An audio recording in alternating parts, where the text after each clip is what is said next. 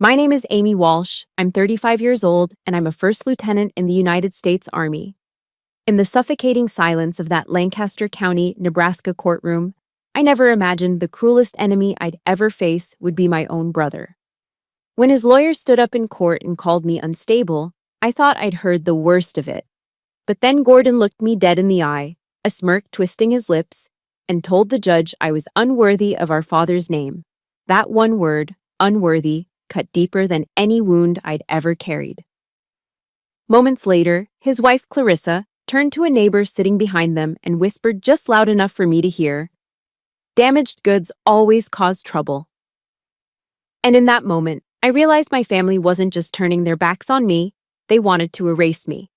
But they didn't know one thing. My father, an old soldier himself, had seen this battle coming.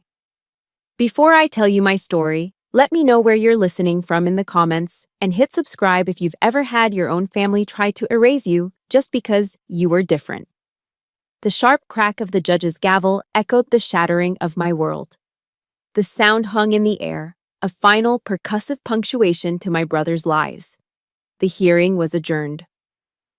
For a moment, I remained frozen on the hard wooden bench, my entire body numb. My training as a soldier, the years of discipline drilled into my very bones, kept my spine perfectly straight, my hands resting calmly in my lap. But inside, behind that carefully constructed wall of composure, I was hemorrhaging. Everything was breaking apart. I could hear the low murmur of voices around me, the rustle of clothing as people began to stand. My brother Gordon and his wife Clarissa were already accepting condolences like they were at a funeral. And in a way, they were. Mine. "It's just so sad," I heard a woman who used to babysit us say. "So sorry you two have to deal with her." Gordon responded with a heavy performative sigh, his voice thick with false grief. "We just want what's best for her," he said. Every word was a fresh wound. I could feel dozens of pairs of eyes drilling into my back. It wasn't sympathy I felt in their stares. It was a cold, morbid curiosity, the kind people have when they slow down to gawk at a horrific car wreck on the side of the highway. I was their roadside disaster, a spectacle of family drama laid bare for the entire town to consume. I didn't cry. Tears were a luxury I couldn't afford, a weakness they would feast upon. I just sat there, breathing in the stale air of the courtroom, and let the pain calcify into something hard and protective inside my chest. Finally, I forced my legs to move. Standing up felt like lifting a colossal weight. The walk from my seat to the courtroom's heavy oak doors was the longest, most agonizing journey of my life. Each step my boots took on the creaking floorboards seemed to echo through the silent room, a drumbeat marking my shame. One step, two steps, every head turned to watch. They weren't seeing Amy Walsh, the girl who'd grown up here, the soldier who'd served her country. They were seeing the woman who'd just been publicly branded as unstable, unworthy, and a problem to be dealt with. I pushed the door open, and the bright, unforgiving Nebraska afternoon sun hit me like a physical blow, forcing me to squint. And there they were. Gordon and Clarissa, standing on the top step of the courthouse, holding court.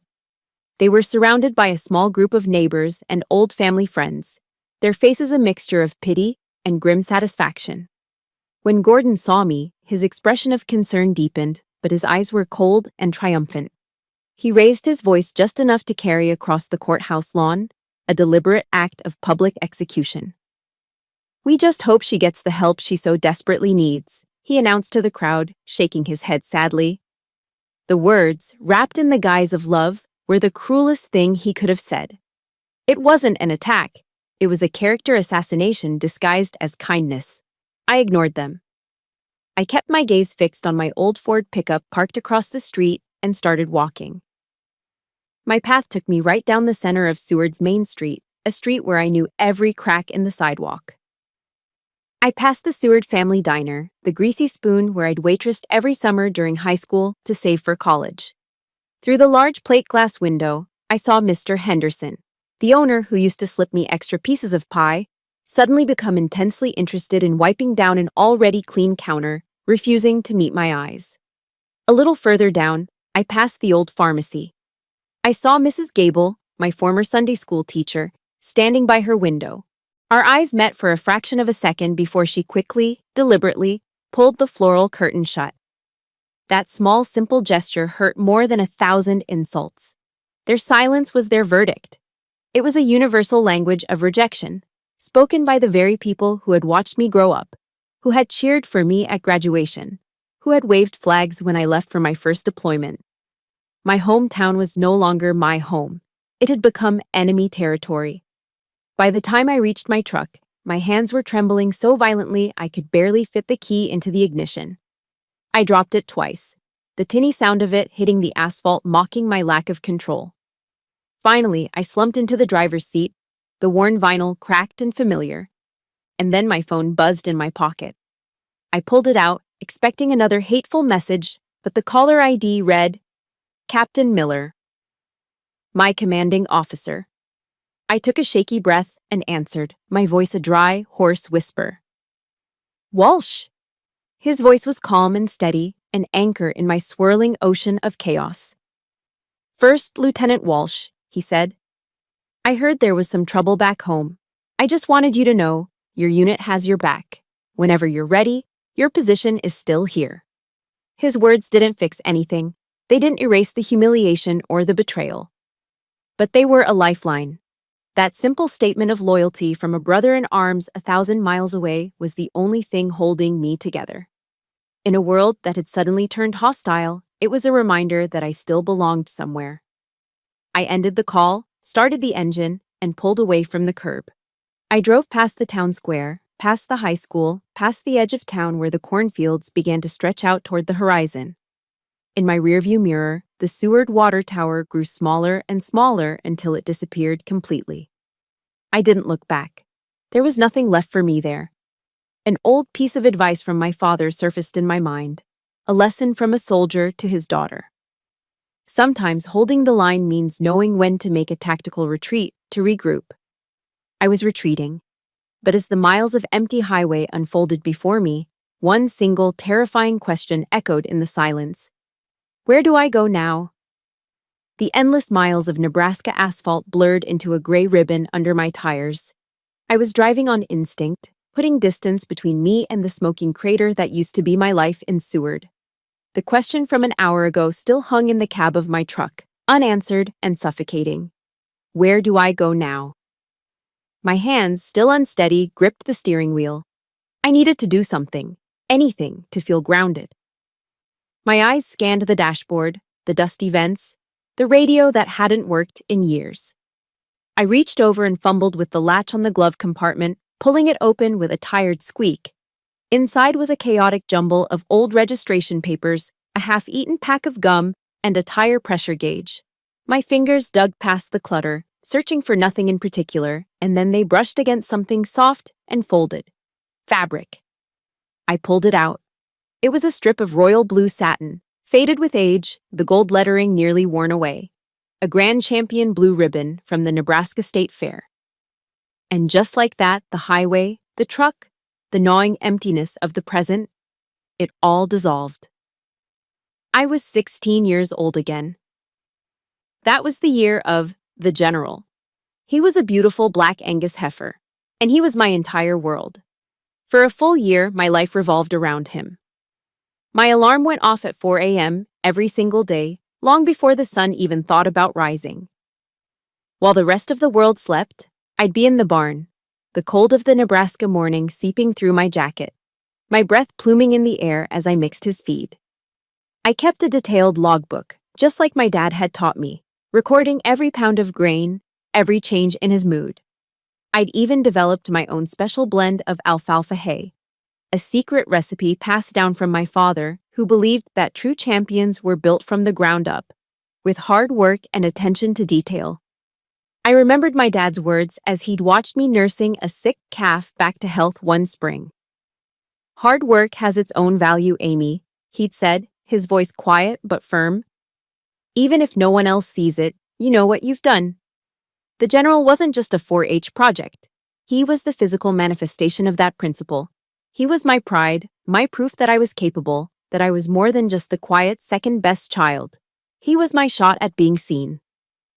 The day of the competition at the Nebraska State Fair, I felt a nervous energy thrumming under my skin. The air was thick with the smells of grilled corn, spun sugar, and livestock.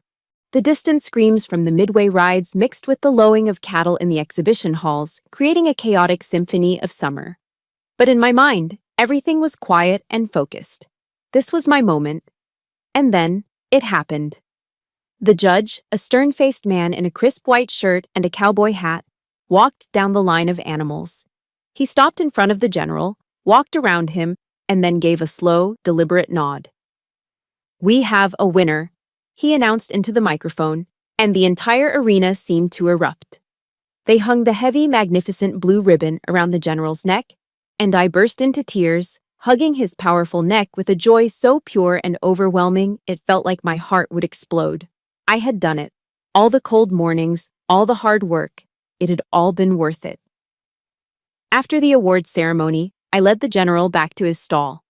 I was so thirsty and giddy I decided to run to a concession stand to grab a celebratory lemonade. I was gone for maybe 5 minutes. When I came back, I froze in the entryway to the barn. My brother, Gordon, was standing by the stall, casually holding a pair of farm shears.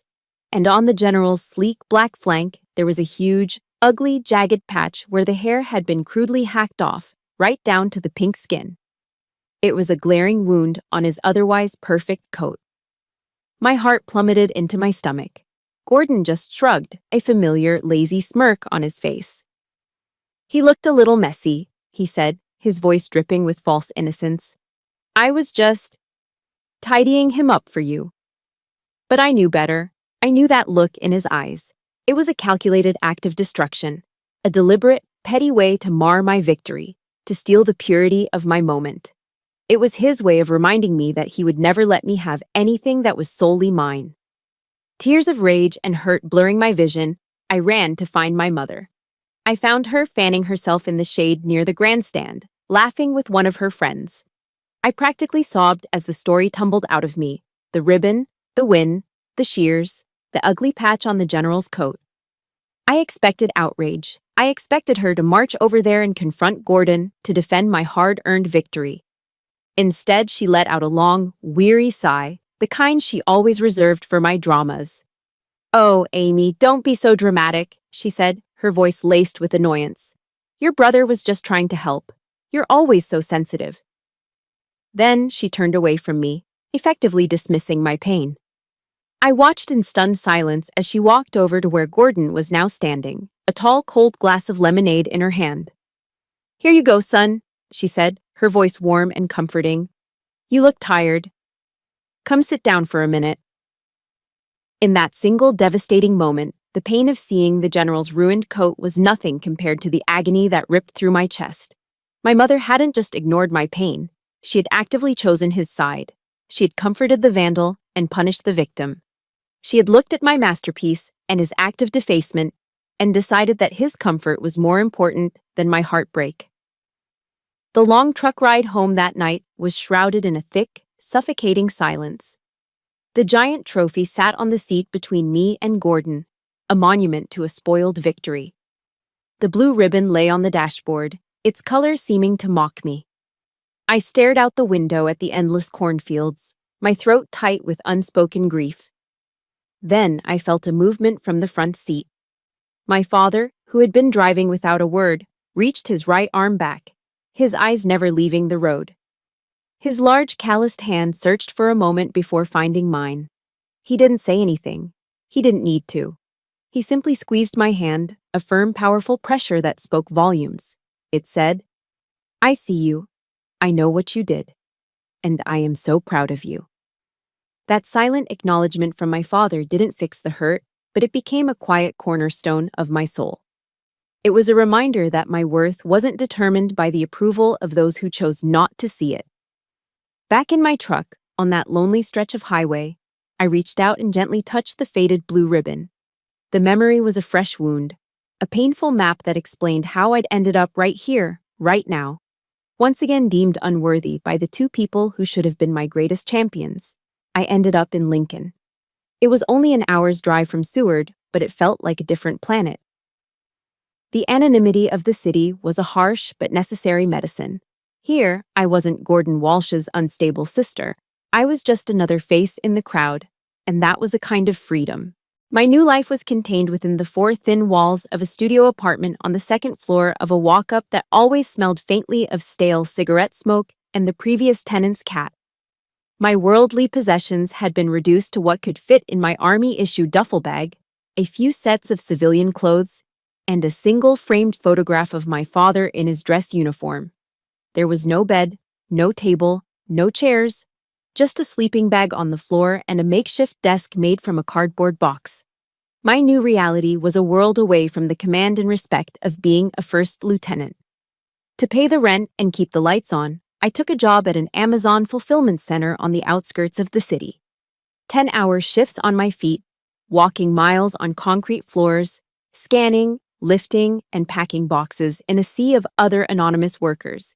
It was humbling, grueling work, and every night I'd come home with an ache so deep in my bones, it felt like it had settled into my soul. Dinner was usually a box of Kraft mac and cheese I'd pick up from the local Hy-Vee, which I ate sitting on the floor, my back against the wall. The silence in that little room was the loudest thing I'd ever heard. It wasn't the peaceful quiet of solitude, it was a vast, crushing emptiness, a constant roaring reminder that I was utterly and completely alone. I was holding the line, just like my father had taught me, but the front was a desolate, lonely place. The weeks blurred into a monotonous cycle of work, eat, sleep. Then, a few weeks before Christmas, something arrived in the mail that broke the routine. It was a crisp, red envelope addressed to me in the familiar, looping cursive of my Aunt Susan, my mother's sister from out of state. It was her annual family Christmas card. For a foolish, hopeful moment, my heart lifted. It was a connection, a small sign that I hadn't been completely cast out. I tore it open with a sense of anticipation I hadn't felt in months. Inside, the photo was glossy and perfect. Gordon, Clarissa, and their two smiling children were posed in front of the Walsh farmhouse, framed by wreaths and festive lights. They looked like the perfect American family, happy and whole. I scanned to the bottom of the card, looking for the handwritten note Aunt Susan always included. But all I found was the pre-printed message in a cheerful, generic font. Merry Christmas from the Walsh family. My name wasn't there. I read it again and again, as if the words might change. The Walsh family.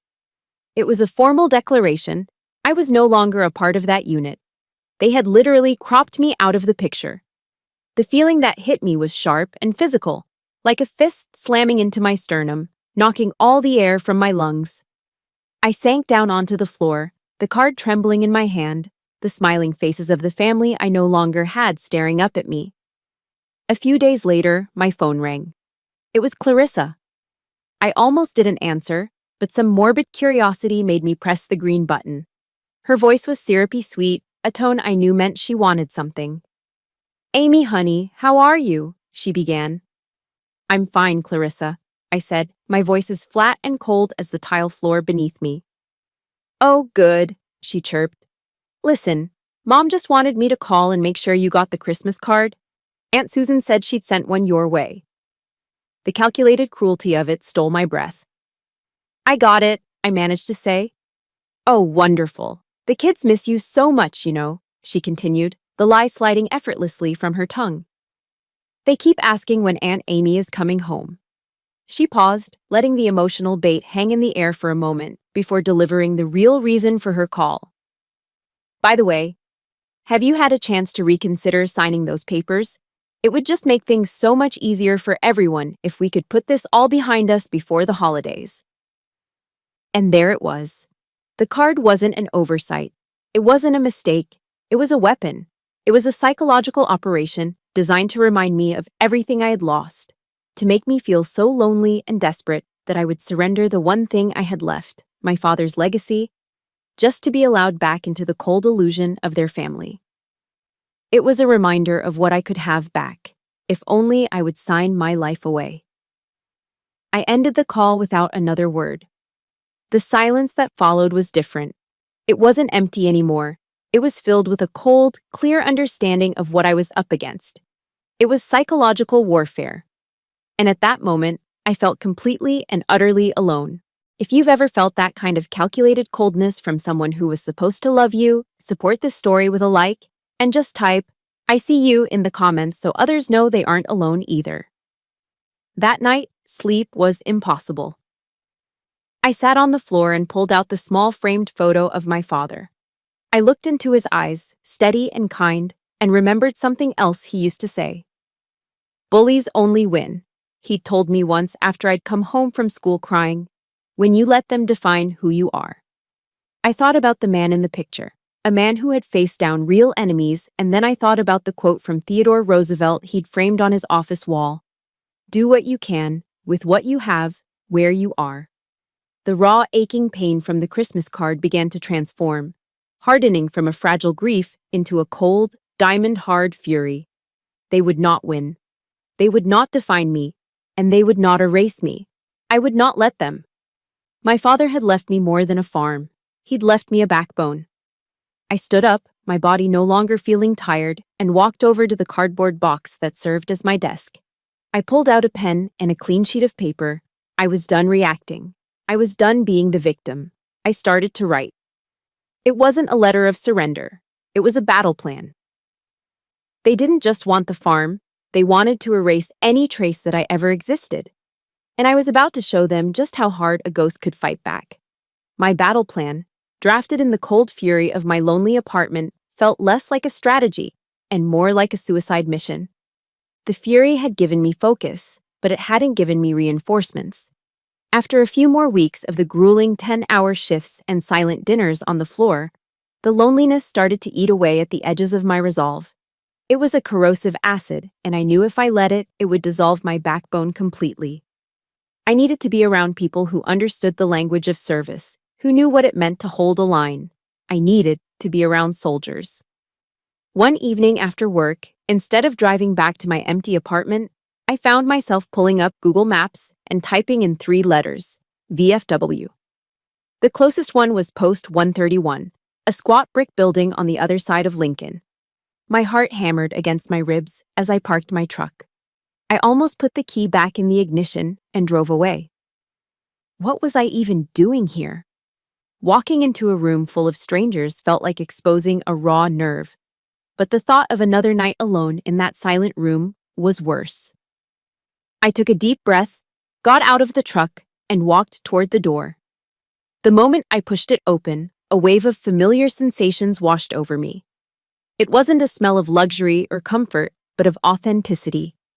The air was thick with the scent of weak, percolated coffee and the faint, malty aroma of stale beer.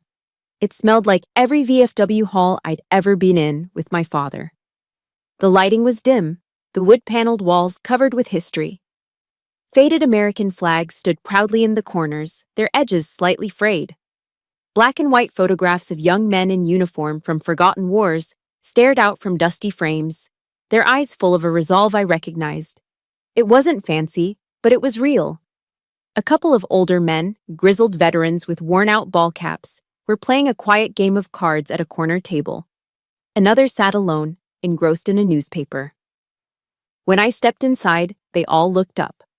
But their gazes were different from the ones I'd endured in Seward.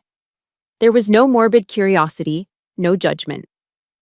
Just a quiet, appraising look, followed by a slight, almost imperceptible nod of acknowledgement. Here, my military bearing wasn't something to be suspicious of. It was a common language. As I stood there awkwardly, a man detached himself from the bar and walked toward me. He was built like a retired heavyweight, with a full head of silver-white hair and the broad, solid shoulders of a lifelong soldier. His face was a roadmap of wrinkles, but his eyes were sharp and clear. "You look a little lost, Lieutenant," he said, his voice a low, warm rumble. The word, Lieutenant, hit me with surprising force.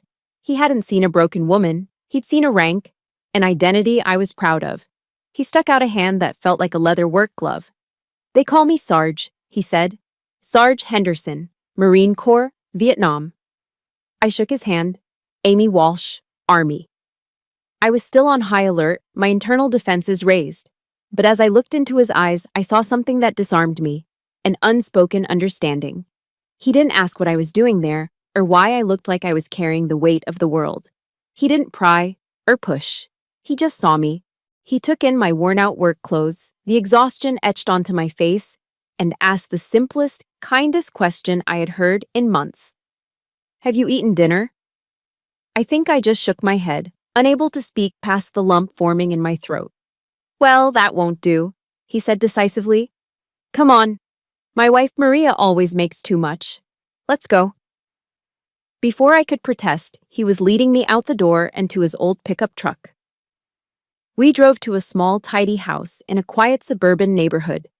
The moment we walked in, I was enveloped by the warm, incredible smell of roasting beef and spices. A woman with a kind face, warm brown eyes, and a welcoming smile came out of the kitchen, wiping her hands on her apron. This was Maria. She looked from Sarge to me, and her smile widened. She didn't ask who I was or why I was there. She just opened her arms and gave me a hug, as if I were one of her own children coming home. Welcome, mija, she said softly. You are just in time. Maria didn't pepper me with questions. She just sat me down at her small kitchen table and placed a heavy ceramic plate in front of me. It was piled high with steaming beef stew, rich with carrots and potatoes, next to a piece of golden, homemade cornbread, butter already melting into its surface. It was the first real meal, the first home-cooked food I'd had in months.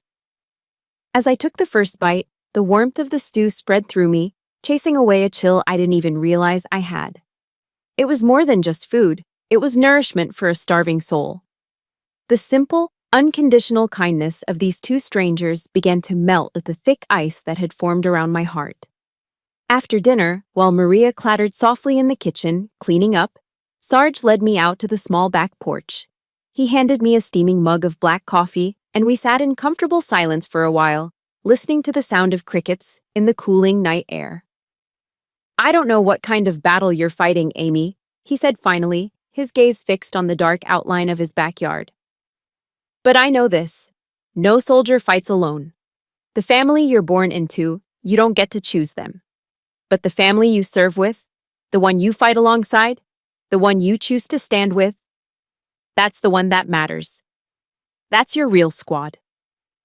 His words didn't offer a solution, but they opened a door in my mind. The isolation I felt wasn't a life sentence. It was a tactical problem. I wasn't alone. I was just a soldier who had been separated from her unit on a new and unfamiliar battlefield. My mission now was to find my squad.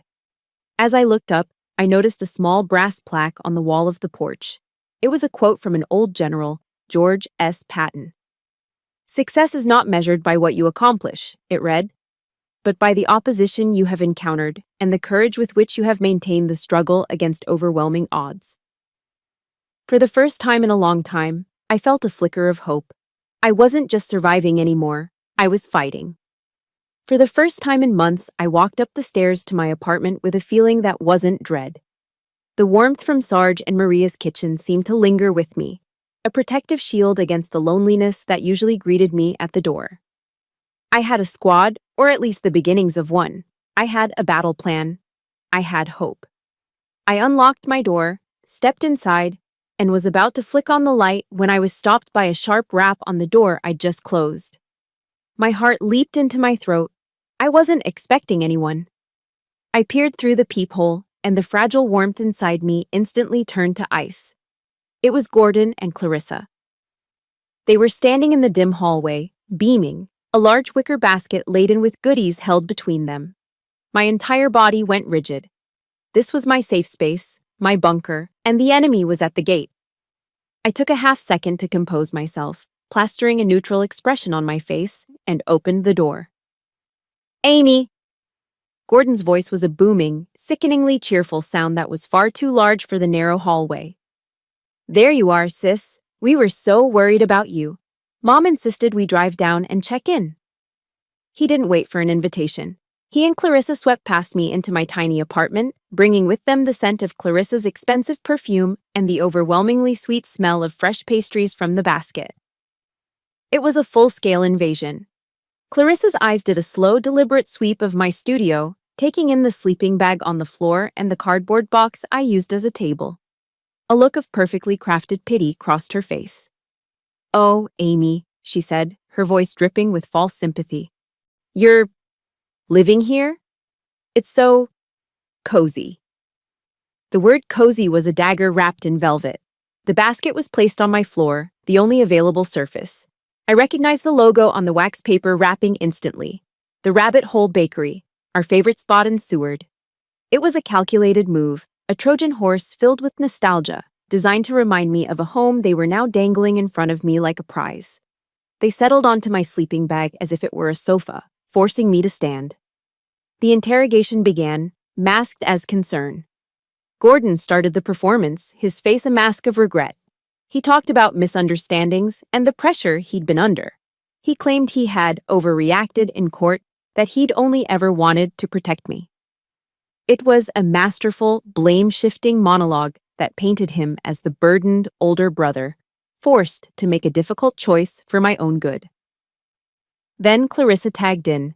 She reached out and took my hand. Her skin was soft, her touch gentle, but it felt like a trap. "We're family, Amy," she said, her eyes welling up with crocodile tears. "And families fight sometimes, but they're still family at the end of the day. Mom misses you so much. And Dad?" She let her voice break, a theatrical pause for effect. "If Dad were still here, this would break his heart. He wouldn't want to see us like this." They were using my parents as weapons, twisting my love for them into a tool for my own surrender.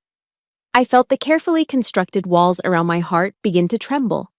A small, exhausted part of me, the part that was so tired of fighting, so tired of being alone, wanted to believe them. Maybe it was all a misunderstanding. Maybe I was being too sensitive.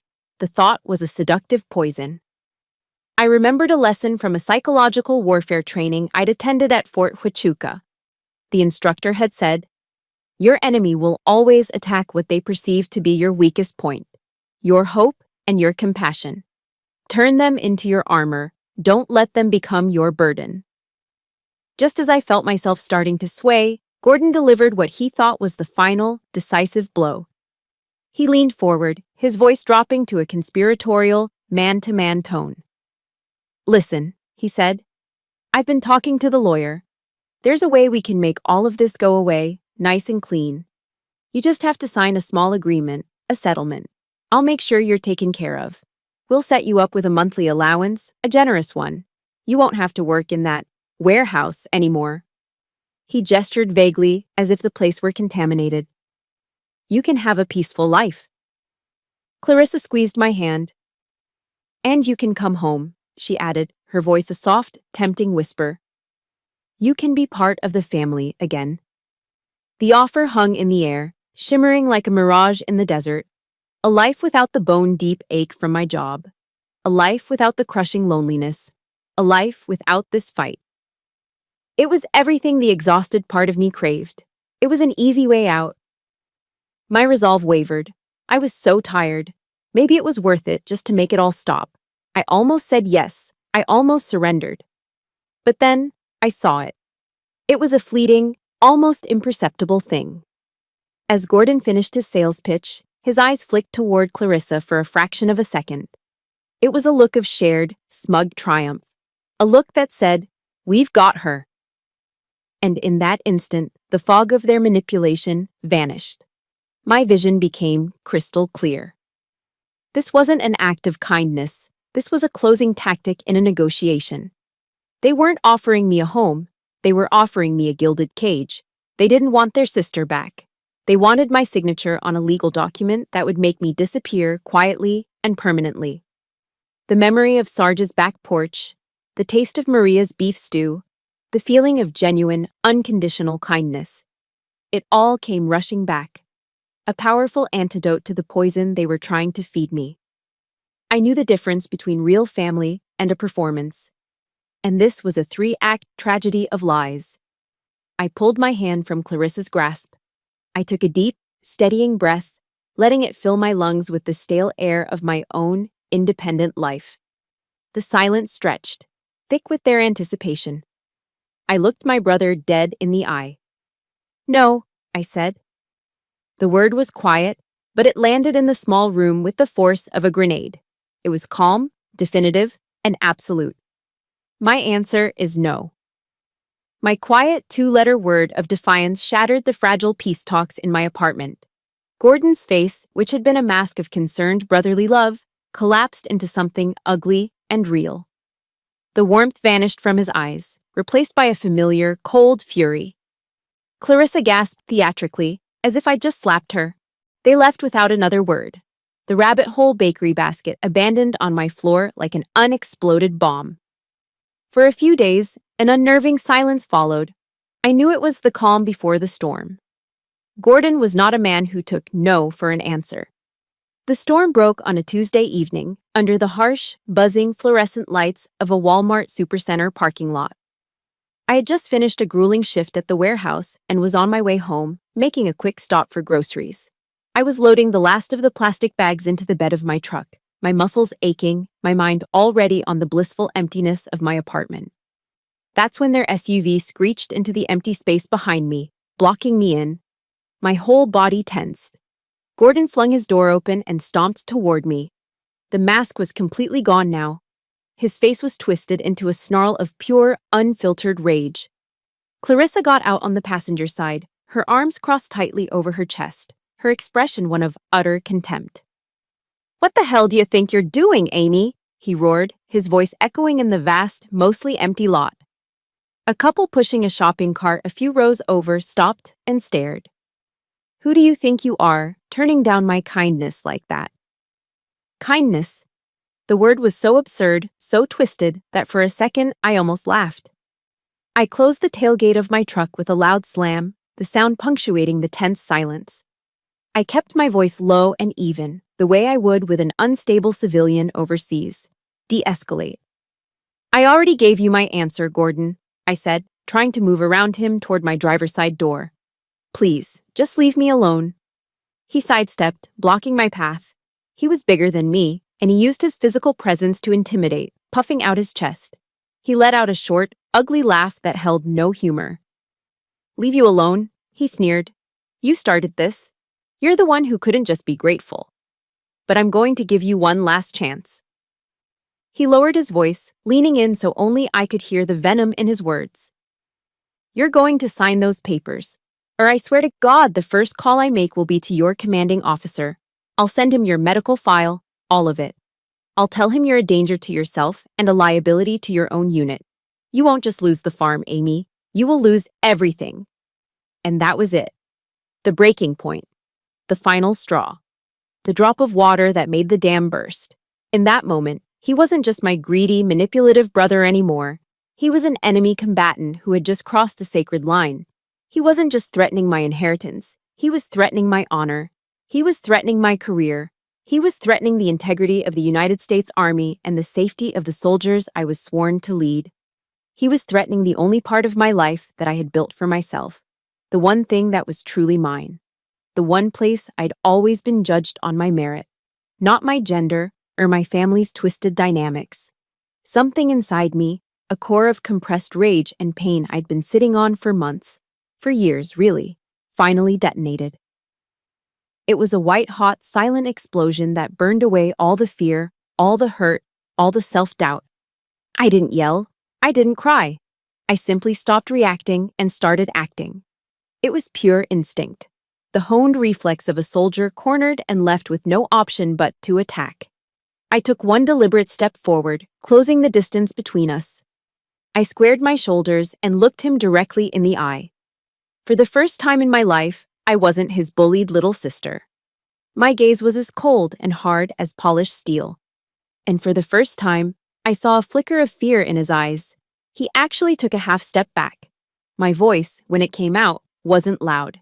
It was low, controlled, and lethal. Every word was a carefully aimed shot. "You listen to me very carefully, Gordon," I said. The sound of his own name, spoken with such icy command, made him flinch. "You can try to take the money. You can try to steal the land. You can lie to this entire town and poison them against me. I don't care. But you will never, ever touch my uniform." I took another step closer, forcing him back again.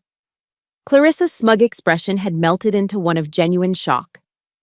"This game you've been playing is over," I continued, my voice unwavering. "I will see you in court. And I swear to you, I'm not just going to win. I am going to dismantle every single lie you've ever told. I will make sure the whole world knows exactly what kind of man you are." The air crackled with the aftermath of my declaration. Gordon stared at me, his mouth slightly agape, utterly speechless. He had poked the bear one too many times, and now he was facing a creature he didn't recognize and didn't know how to fight. If you have ever had a moment where you finally stood up and found your voice against someone who tried to silence you, hit that like button to stand with Amy. And in the comments, just write "Game on." Without another word, I turned my back on them. It was a dismissal, absolute and final. I walked to my truck door, got in, and started the engine. I didn't look at them in my rearview mirror as I pulled out of the parking space and drove away, leaving them standing there, two stunned statues under the cold, unforgiving lights of the Walmart parking lot. The adrenaline coursed through my veins, but my hands were perfectly steady on the steering wheel. The rage had burned itself out, leaving behind a cold, clear sense of purpose. I knew exactly what I had to do. I pulled my phone out, found the number I needed, and pressed call. It rang twice before he picked up. "David Chen," a professional voice said. "David," I said, my own voice firm and clear. "It's Amy Walsh. We have a problem, and we're going on the offensive. Now." The phone call to David Chen felt like calling in air support. David and I had gone through JAG training together, two green lieutenants trying to make sense of the Uniform Code of Military Justice. He'd since left the service and was now a partner at a high-powered civil law firm in Omaha. But he still thought like a soldier. As I laid out the entire situation for him on speakerphone, pacing the length of my tiny apartment, I didn't just give him the emotional story, I gave him a mission brief. I detailed the timeline, the false allegations, and finally, Gordon's threat in the Walmart parking lot. I expected him to talk about slander or family court procedures. Instead, there was a long, sharp silence on the other end of the line. When he finally spoke, his voice had lost all its civilian softness and was replaced by the crisp, analytical tone of a prosecutor. "Amy, listen to me," he said. His threat to use those fake medical documents. That wasn't just a threat. The moment he created a fraudulent government document, specifically a VA record, he committed a federal crime. This is no longer a family dispute over a will. He's escalated the conflict onto a whole new battlefield. We've got him. Hearing David say that changed everything.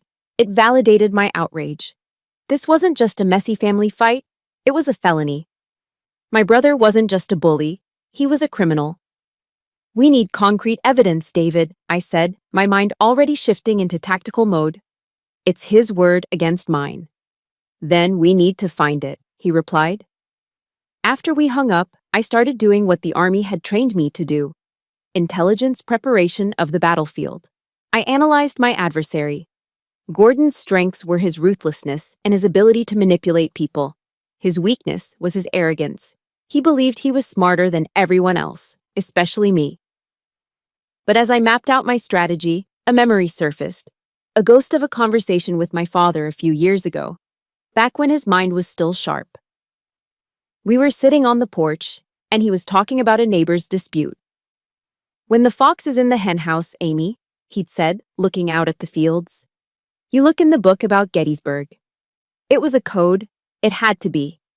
My father was a huge Civil War buff, and his office was lined with books, but his definitive multi-volume set on the Battle of Gettysburg was his pride and joy. I knew what I had to do. That night, under the cover of a cold, clear Nebraska sky, I drove my truck back towards Seward. I didn't go into town. Instead, I parked on a gravel service road a mile from the farm, the same way we used to do as kids when we'd sneak out. I pulled on a dark hoodie and set off on foot, the harvested corn stalks crunching under my boots, the pale moonlight casting long, skeletal shadows across the fields. My heart was pounding, a frantic drumbeat in my chest. It was a strange and bitter feeling, moving like an intruder across the land that was supposed to be mine. The farmhouse was dark. I crept around to the back of the house, to the window of my old bedroom. It always had a loose latch. With a soft groan of protesting wood, it slid open, and I slipped inside. The house felt alien. Clarissa's touch was everywhere. New curtains, generic decorative pillows on my old window seat, the faint, cloying scent of potpourri. It was like walking through a sterile imitation of my own memories. Barefoot on the cold hardwood floors, I moved like a ghost down the hallway to my father's office. I slipped inside and closed the door behind me, my hand shaking slightly. This room, at least, was almost exactly as he'd left it. The faint smell of old books and his pipe tobacco still lingered in the air. His heavy oak desk, his leather chair, the photos on the wall. It was a sanctuary of memory. My eyes went straight to the bookshelf, and there it was, the thick, leather-bound volume on Gettysburg. My fingers trembled as I pulled the heavy book from the shelf. It felt lighter than it should have. I opened it, and my breath caught. The center of the pages had been hollowed out with surgical precision, and nestled inside, resting on a bed of cut-out words about Pickett's charge, was a small, ornate, old-fashioned skeleton key. I knew instantly what it was for. My dad had always talked about the one loose floorboard under his desk, the one that always creaked. I knelt, ran my fingers along the seams of the old oak planks, and found it. Using the tip of a letter opener, I pried it up. And there, in the dark space beneath, was a gray metal lockbox. The old key fit perfectly. With a dull click, the lock turned. I lifted the lid, my heart hammering against my ribs. On top was the trust and the will, the documents I already knew about. But underneath them was something else. It was a thick, leather-bound ledger, a journal. It was my father's handwriting, neat and precise. I opened it. Page after page, he had meticulously documented everything. Every single dollar he had loaned Gordon for a failed business venture, with dates and amounts marked unpaid. Every promise Gordon had made and broken. There were entries detailing his disappointment, his frustration, his slow, painful realization of his own son's character. It was a secret history of my brother's greed and my father's quiet sorrow. But it was the last page that shattered me. Tucked into a small envelope was a handwritten letter addressed to me. "My dearest Amy," it began. "I pray you never have to read this. I truly do. But if you are holding this letter, it means the fox has finally taken over the hen house. It means Gordon has chosen his path, and I am no longer there to guide him back. I have left you the farm, and I know he will fight you for it. So I have left you this too. Remember what I taught you. Holding the line doesn't mean you have to endure the shelling alone. You must fight back with superior firepower. Use what I've left you here. This is your ammunition. Now, go win this war." Tears. I didn't even know I was holding back began to stream down my face, dripping onto the brittle pages. He had known.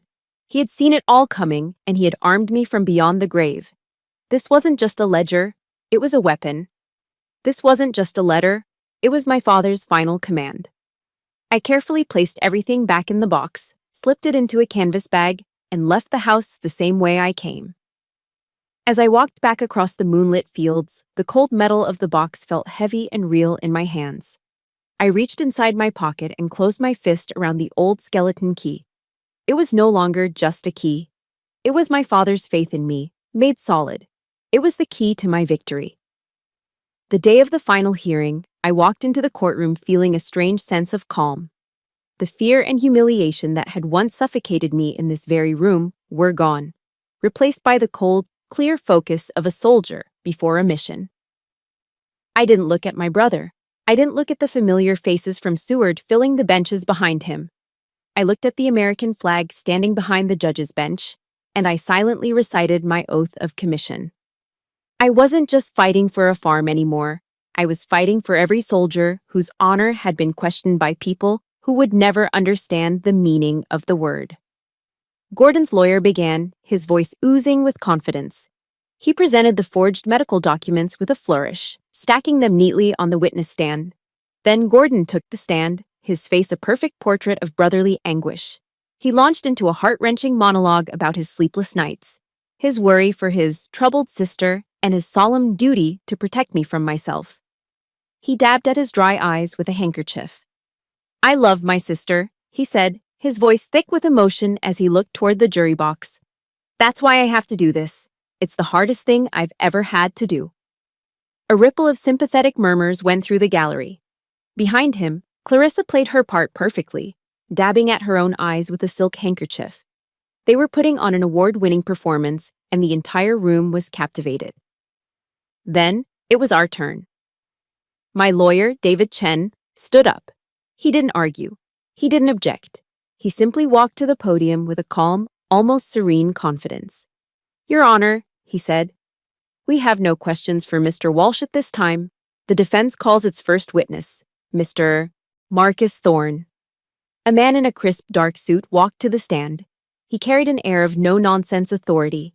He was sworn in, and David began. "Mr. Thorne, could you please state your occupation for the court?" "I am a senior investigator for the Department of Veterans Affairs, Office of the Inspector General." A subtle shift occurred in the room. This wasn't a hired expert. This was a federal agent.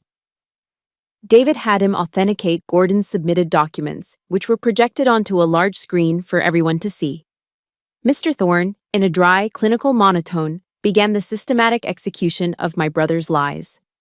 "The form used here, VA Form 1010EE, he began, pointing to the screen, "is a version that was discontinued 5 years ago." Gordon's face tightened. "The signature of the attending physician, Dr. Alistair Finch," Thorne continued, his voice unwavering, "is a forgery. We contacted Dr. Finch, who is retired in Arizona. He confirmed he has not practiced medicine in 7 years and has never had First Lieutenant Walsh as a patient." A gasp rippled through the gallery. Gordon's face began to lose its color. "And finally," Thorne said, delivering the final blow, "the official seal from the Omaha VA Medical Center is counterfeit. The authentic seal has a microscopic flaw in the letter H of health. This counterfeit seal is perfect. It's a common mistake made by amateurs." Each statement was a nail being hammered into the coffin of Gordon's credibility. The room was silent, the air thick with tension. Gordon was visibly sweating now, his smug confidence replaced by a dawning panic. But David wasn't finished. He let Mr. Thorne step down and then turned to the judge. "Your Honor," he said, his voice resonating with a new power, "the opposition has spent this entire hearing attempting to paint a picture of my client, First Lieutenant Walsh, as a soldier broken by war. We would now like to present the court with a different picture."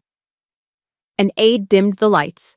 A grainy, chaotic image flickered to life on the projection screen. It was a photo from Afghanistan, taken in the middle of an ambush. A Humvee was on fire, black smoke pouring from its engine, and in the center of the frame, a young soldier, me, was dragging a wounded civilian man away from the burning vehicle, shielding him with my own body as dust and debris kicked up from enemy fire around us. The image was raw, terrifying, and heroic. "This man," David said, his voice echoing in the silent room, "was a civilian contractor embedded with our unit. He was gravely wounded when his vehicle was hit. The soldier who pulled him from that burning wreckage under active enemy fire, saving his life at immense personal risk, was First Lieutenant Amy Walsh." He let the image hang in the air, a stark rebuttal to every lie they had told. He let everyone in that room see who I really was. I could feel Gordon's stare, now filled with pure, unadulterated hatred. Then David paused, a master of theatrical timing, and prepared to deliver the killing blow. "And the civilian man whose life was saved that day," he said, his voice dropping slightly, drawing everyone in. He pointed to the grainy figure in the photo, then turned his hand slowly toward the bench. "Is you, Your Honor, Judge Ellison." A collective audible gasp swept through the courtroom, a sound of 100 people sucking in their breath at once. A deathly, absolute silence followed. Every single eye in the room swiveled from the photograph on the screen to the man sitting on the bench. Gordon's face went completely white, the color of bleached bone. Clarissa's mouth hung open in a silent, horrified, "Oh!" Judge Ellison, who had been sitting ramrod straight, slowly, deliberately, took off his reading glasses. He placed them carefully on the bench in front of him. He stared at the picture on the screen for a long moment. Then his eyes moved and locked with mine. The look in his eyes was no longer that of an impartial arbiter of the law. It was the look of a man seeing a ghost from his past. It was the look of a man who owed his life to the woman standing before him. He gave a slow, solemn, almost imperceptible nod. It was a nod of recognition, of confirmation, of gratitude. In that single silent gesture, the war was over. The game was finished. And I had won. The silence in the courtroom was a living thing. It was thick, heavy, and absolute. For a long moment, the only sound was the faint hum of the overhead lights. Judge Ellison slowly put his glasses back on, and in that simple motion, his entire demeanor shifted.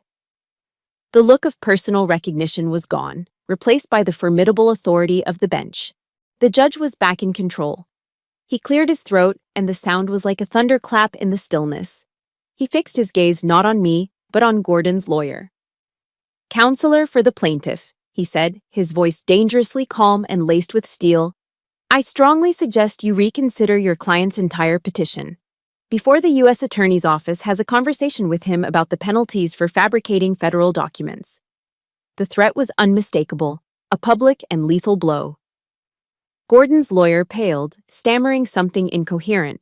But Gordon, pushed past the point of reason, leaped to his feet. "She ruined everything," he shrieked, his voice cracking with desperation and fury. He pointed a trembling finger at me. "She's the one who's sick. She belongs in a hospital." But no one was listening anymore. His credibility had been incinerated. As two bailiffs began to move purposefully toward him, Clarissa finally broke. It was a complete and total collapse. She shot up from her seat, her face a mess of smeared mascara and genuine terror. "Stop it, Gordon. Just stop. It's over," she sobbed. She turned her tear-streaked face to the judge. "Your Honor, I signed the affidavits. He told me it was just a formality, a procedural thing. I didn't know. I'm so sorry." Her confession was the final betrayal, the last nail in his coffin. But this time, the betrayal wasn't aimed at me. It was aimed at him. The sight of his own wife turning on him seemed to finally break Gordon completely. The fight drained out of him, leaving behind a hollow shell. He collapsed back into his chair, a man utterly defeated, his empty eyes staring at nothing. The judge called for a recess. As the courtroom began to empty, David Chen put a steadying hand on my shoulder and guided me out a side door into a small, sterile waiting room. The space was cold and impersonal, with gray walls and uncomfortable plastic chairs. It felt like a place where things ended. A few minutes later, the door opened and Gordon walked in. He looked 10 years older. The arrogant, confident man was gone, replaced by someone I barely recognized. A bitter, hollowed-out stranger. He stopped a few feet away from me, his hands clenched into fists at his sides. "Are you happy now?" he hissed, his voice raw with a defeated rage. "You got what you wanted. You've taken everything from me." I looked into my brother's eyes and felt something I never expected to feel. Not fear, not anger, not even satisfaction. Just a deep, profound pity. I saw a man so consumed by jealousy and entitlement that he had burned his own life to the ground just to try and ruin mine. "You did this to yourself, Gordon," I said, my voice quiet and devoid of accusation. It was just a statement of fact. I never wanted the farm. I just wanted my brother. A flicker of something, pain, shame, crossed his face before being replaced by his familiar sneer. I didn't wait for a response. There was nothing left to say. I had just spoken the eulogy for our relationship. I turned and walked out of the room, leaving him alone with the ruins of his own making. In the hallway, Clarissa intercepted me, her face puffy and desperate. She grabbed my arm. "Amy, please," she begged. "Think about the children. What about my kids?" This was her last, desperate move, using her children as human shields. I stopped and looked at her, at this woman who had sat silently by, who had whispered insults about me, who had been a willing accomplice right up until the moment she saw the ship sinking. And I felt Nothing. The well of emotion had run dry. I am sorry for your children, Clarissa. I truly am, I said, and I meant it. They were the innocent casualties in a war they didn't start. But from this moment forward, I am no longer his sister, and I am no longer their aunt. I gently removed her hand from my arm. I'm just a stranger who happens to share the Walsh name. Good luck to you. I walked away without looking back.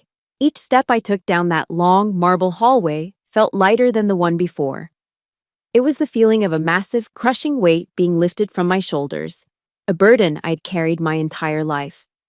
My mother used to read the Bible to us, back before her grief had hardened her. A verse came back to me now, from the book of John. Then you will know the truth, and the truth will set you free. I had found the truth, and I was free. But I realized now that freedom wasn't a joyful explosion. It was a quiet, sober, and deeply painful amputation. I had just willingly cut off a part of myself to save the rest. Later that afternoon, I met David at his temporary office in Lincoln. The case was effectively over. Gordon, facing federal charges, had dropped the suit. The farm, the land, my father's legacy, it was all legally mine. David slid a small manila envelope across the polished table. The original keys to the farmhouse, he said with a smile. They're yours. I opened the envelope and tipped the keys into my palm. They were old and heavy, worn smooth with time. The key to the front door, the key to the barn. I stared at them, the cold metal a tangible symbol of my victory. I had won. But the thought of going back there, to that empty house full of ghosts and fresh wounds, felt wrong. It wasn't time. The legal battle was over, but the mission wasn't complete. I picked up the heavy brass key to the front door and slid it back across the table to him. David looked at me, confused. Amy. Hold on to this for me, I said. I'll only go back when it's truly mine again. 6 months after the final hearing, David finally gave me back the key to the farmhouse. I drove out on a cool autumn afternoon, the sky a brilliant, cloudless blue. I parked my truck at the top of the long gravel driveway and walked to the crest of the hill, the same spot where my father used to stand to survey his land. It was all mine now. The legal fight was over. Gordon had taken a plea deal to avoid a federal trial, selling off his assets to pay his legal fees. He and Clarissa had left Seward in disgrace, vanishing from my life as completely as if they'd never existed. I stood there for a long time, looking down at the silent, empty farmhouse. The victory I'd fought so hard for didn't taste sweet. It didn't taste like anything at all. It was just quiet. The house looked smaller than I remembered, a lonely white box surrounded by fields of harvested corn. There was no triumph in standing here alone. There was only a profound, hollow emptiness. The war was won, the enemy was gone. But now I was a soldier, left alone on a silent battlefield. I looked at the key in my hand and asked the quiet air the same question I'd asked myself months ago on the highway out of town. What now? I walked down the hill and let myself into the house. It was just as Clarissa had left it, but stripped of all personal effects. It felt like a stage after the play has ended. I wandered through the rooms, my footsteps echoing on the bare wood floors. But I didn't feel any connection here. The real feeling of home, I realized, wasn't in the house. It was outside. I spent the rest of the afternoon walking the property, my boots sinking into the rich, dark soil. I ran my hand along the top rail of a fence, its wood weathered to a soft gray, and remembered the summer my father and I had built it together, our hands sore and our faces sunburned. I remembered the deep, quiet satisfaction of physical labor, the feeling of creating something strong and lasting with your own 2 hands. I remembered the peace that came from working the land.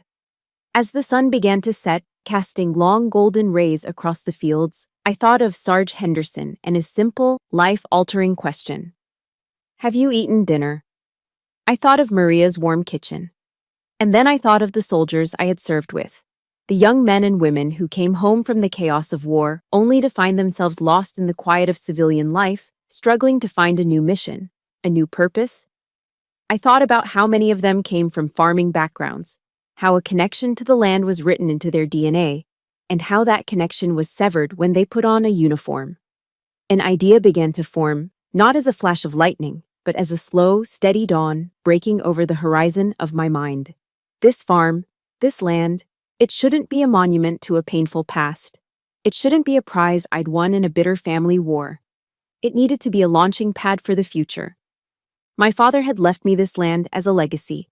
Now it was up to me to decide what that legacy would be. 1 year later, I stood on that same porch, but the view was completely different. The silence was gone, replaced by the sound of laughter and easy conversation. The emptiness was gone, replaced by life. A new, beautifully carved wooden sign stood at the entrance to the driveway.